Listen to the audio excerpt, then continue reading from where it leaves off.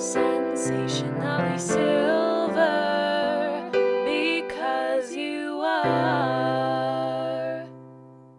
Hi, I'm Robin Norwood, author of the international bestseller, Women Who Love Too Much, and I'm inviting you to join me in conversations with extraordinary, ordinary persons of age, people who demonstrate that sensationally silver is truly a state of mind.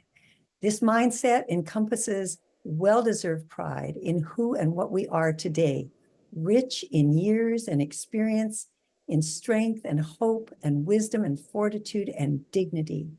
Come celebrate with us, because we all are truly sensationally silver.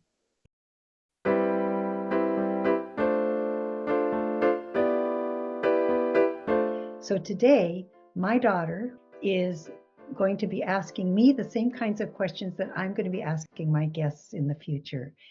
My daughter's Piper, and take it away, Piper. Okay, thank you. Hi, everybody. Here we go. We're going to do our first interview, and we have a lot of questions, and we'll just take our time and enjoy ourselves. So, first question is, how old are you?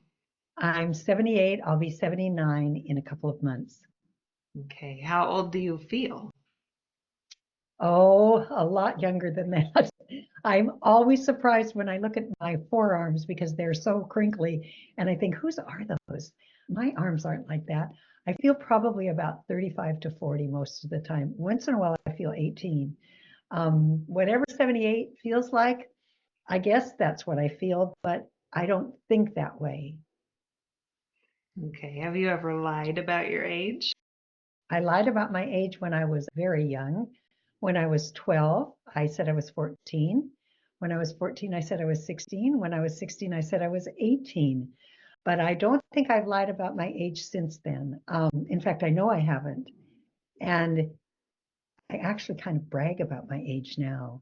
I remember my grandmother, as she got older, she would add years on, and I can understand why she did that. I'm proud of the years that are mine, and I don't want to pretend I'm anything other than what I am. What is the most challenging thing for you about being a person of age? I think there are some health issues, and I think most people, once we've got some miles on us, we've got some health issues. That's just the way it goes. But besides that, I think the hardest part for me is being condescended to because of my age, feeling sometimes that I'm invisible to other people, younger people, or being sort of patted on the head, so to speak, like, oh, you poor little dear, you. I don't feel like a poor little dear. I feel like a very powerful, strong woman. And I don't like being treated that way. Hmm. What's the best thing about being a person of your age? The freedom. There is so much freedom. I am not competing anymore. I'm not feeling like I've got to prove myself. I have to make my mark in the world. I'm who I am. I have a lot of choice about how I use my days and my hours and just what I do with my life. The pressure is off, and that is such freedom and such a gift. Hmm, that's nice. Okay, what have been epiphanies in your life? Those moments when you saw yourself or your life or some major issue in a new way that changed everything for you. There have been a few of those, and they've always really, to use that phrase, they've rocked my world. They've changed everything. The one that comes to mind right now happened in the 70s when I was in graduate school. I was a young mother. Piper was a little tiny person, and her brother was just a little bit older. I was going to graduate school, and the women's movement was really beginning to get some traction. And we were inspired, so many of us were inspired by Gloria Steinem, her beauty, her presence, her courage, her tremendous courage. She gave us all courage. So Ms. Magazine came out, And I remember sitting on the floor of my little house up in Solvang and reading the first issue of Ms. Magazine. There was an article in it, and it was about the click that happens mentally when you recognize the ways that you've been put down as a woman, and even worse for me, certainly, have participated in your own denigration as a woman. And I remember sitting on the floor reading that magazine, and I was crying so hard. It woke me up to just a different way of thinking about life, about my place in life, about the whole picture. Yeah. Thank you, Ms. Magazine and Gloria Steinem, and thank you to you as well. Yeah, yeah. Have your early wishes for your life come true? Well, not my earliest wish for my life. I had hoped to be a horse trainer. That was my dream. I love horses. I learned that I have four half sisters, and I met them in my 40s, and they're all in horses too. I swear there's a horse gene, and we all share it. They've made their living in thoroughbred horses, and that's what I wanted to do with my life. But something happened to me when I was 18. I'd had some accidents, I'd had some falls, some kind of serious. Everybody who rides has. But this fear came into me, and being a horse trainer was not going to be a possibility, not with that fear. I still have that fear. I have horses, and although I haven't ridden for a while because of health issues, I I I love just being with them. I love being on their back. I love horses, but that hasn't been my life. I have no complaints about my life. It's just that that was my dream, and that one didn't come true for me. What do you regard as your greatest accomplishment? Well, I think, I mean, it's such a big deal. I think my first book, Women Who Love Too Much, has been my biggest accomplishment in life. It's it's still in print. It came out when I was 40, and it's still in print all over the world. It's been translated into over 35 languages. Many of those languages it's still in print in those languages. And I know that it has truly changed the way people think about love, especially women. And I think that's a very big deal. So I think that's been my biggest impact in this life of mine. I think so too. I think it came out before you were 40. No, it came out. No, it came out in June of 1985, and I turned 40 in July. Oh, okay. Yeah. Well, and it's being re-released, reissued in July, close to your birthday, which is Yeah. very exciting, with a new When is cover June? and some new language that we worked on together. So it's very exciting. It's Yeah. extremely exciting. So what so far has been your proudest moment? Well, that one isn't so much about me. It's about you, Piper. And it's about when this was some years ago, I saw you speaking to a very prestigious group of people, a lot of celebrities. You were up on a stage. I know you were scared to death, but you did such a beautiful, beautiful job. And, my heart just swelled with pride. It's funny, it's not something that I've accomplished, it's something that you did. But I think that was my proudest moment. Yeah. I was terrified. That's nice. Okay, this one's not a fun question, but it's good to hear about. What do you regret?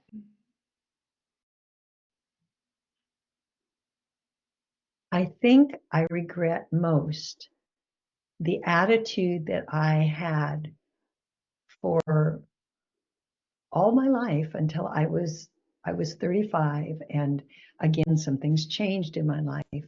But until then, I had a lack of gratitude about the good things in my life. I paid way too much attention to what wasn't the way I wanted it to be. I had a lot of self-pity and a lot of resentments. And I was actually kind of proud of the resentments I had. I was going to polish them up and keep them forever. And some changes happened for me that helped me to see the way I lived life differently. I'm so grateful. I got some tools for living and I employ those tools every single day. And my life it feels so much better. It never was bad. It was just the way I was experiencing it. It was like looking through a very distorted lens. And when I changed that and I started focusing on what was good and what there was, and there was so much, and there still is to be grateful for, I started having a happier life. So I wish that had happened a little earlier, but it happened when it happened. And in order for it to happen, I had to go through a lot. I had to just keep on suffering until I was tired of suffering and willing to make some changes. That goes into this question. Are there things that happened that you wish you could change? Well, I've had some things happen in my life that haven't been fun. I think probably the scariest for me was a nervous breakdown that I had when I was 35. And it was very serious. At least it was for me. I couldn't walk or talk. I spent a lot of time in a rocking chair, in a bathrobe. I mean, it was rough.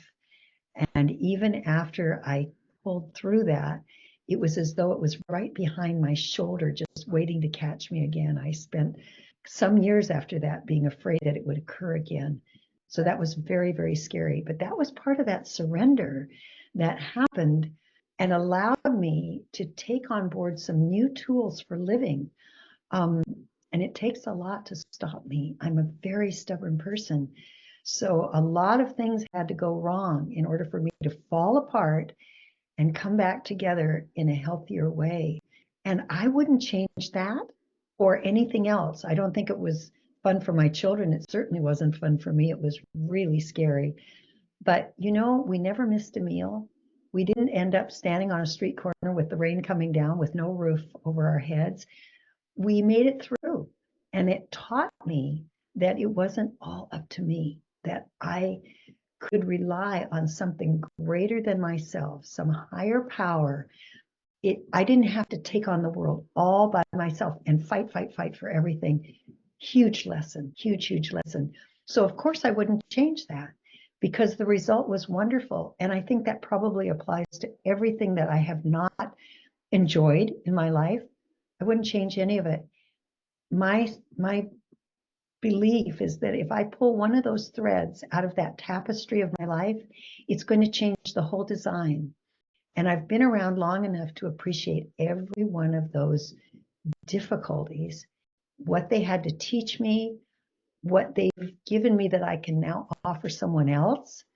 They're precious to me. And, I've survived them all. So they've become part of my experience, strength, and hope. I wouldn't change anything. Yeah, every single bit of it. Because, yeah, if you change one thing, it changes everything. And then we're not who we are, Right. Yeah, it all happens for a reason. And you can't believe that when you're in the middle of the most challenging thing, that why is this happening? But it's No. all supposed to, Yeah. Yeah. so And there's a gift in it all. There's a gift in all of every it. bit of it. Yeah. Yeah. Yeah. So what's exciting in your life right now in this present time? Well, this is creating this podcast, carrying this message. I started this shampoo, this hair care product line when I was 72, which seems like a rather strange time to start a business. I'd never had a business, and I've never aspired to be a shampoo maven. That isn't what it was all about. But one day I heard the words sensationally silver in my head, and I thought, oh my gosh, that is the perfect name for hair care products. And why that appealed to me so much was because it was a great excuse for talking about getting older. and changing our attitude from, oh, I'm getting older, oh, and I'm gray, which sounds pitiful, to I'm sensationally silver, which is true. We're all sensational. If we've lived this long and we've earned this hair, and we all have, when we have it, we've earned it, there's a lot to celebrate. So it was my excuse for stepping up to that forum, that way of talking about aging in a positive and hopefully inspirational way. So that's what's exciting, this whole deal. And the podcast part of it, this is great fun for me. There are a lot of things I can't do anymore because of my body. It doesn't do certain things, but I can still talk. And I love carrying a message. I love carrying a message. And that's what this is all about for me. And hopefully for all of you who are listening. Yeah. Yeah. So, what do you want to say to others who are at this time in their life? I want to say, don't put it off. Whatever is a dream of yours, whatever you've always wanted to do, forget about saving the money. Most of us have a little bit left over when it's all over. Do it. Go for it. I was very ill when I was 42 and I came very, very close to dying. And after that, for a little while, I was in a support group for people who had had life-threatening illness. And I was the only person in that group who hadn't struggled with cancer. Mine was a different kind of thing, but surgery saved my life and I went on. And I remember in this group that one night we talked about what was our biggest dream for our life. And so many people in that room talked about wanting to write, but none of them had. Not one of them had done that. They hadn't pursued it. And in my view, each one of us it was like gravy. I mean, this was bonus time. We could be gone and we were still here. Why not go for it? But what I realized was from sitting in that group that there was this sense that I think many people have of just wanting to finally get out of this life without embarrassing ourselves. Just help me not make a fool of myself. And you know what? Who cares? I mean, who cares? Why not do it? Why not go for it? I have a friend who says anything worth doing is worth doing. What is it? Oh, shoot, I'm going to screw it up. Anything worth doing is worth doing imperfectly. That's what she says. And I love that. Why not do it imperfectly? I mean, most things are imperfect. So what? It's our life. It's our way of expressing who we are. Yeah, I just say go for it. I heard this guy yesterday. Someone said to him, if you die tomorrow, you had enough money. Exactly. More than So enough. Yeah. Yeah, there's we some left always have over. enough. Yeah. And oh man. Yeah. Okay. So I think one more thing. What are you looking forward to next? I'm looking forward to meeting the people I get to interview on this program because I know I'm going to learn so much from them about life and about being fully alive. Because the people I'm going to be talking to are people who really embrace their age and their whole being. And what fun. Yeah, we want to have fun. Okay. Well, thank you. I think that's it. Thank you, Wonderful Piper. answers.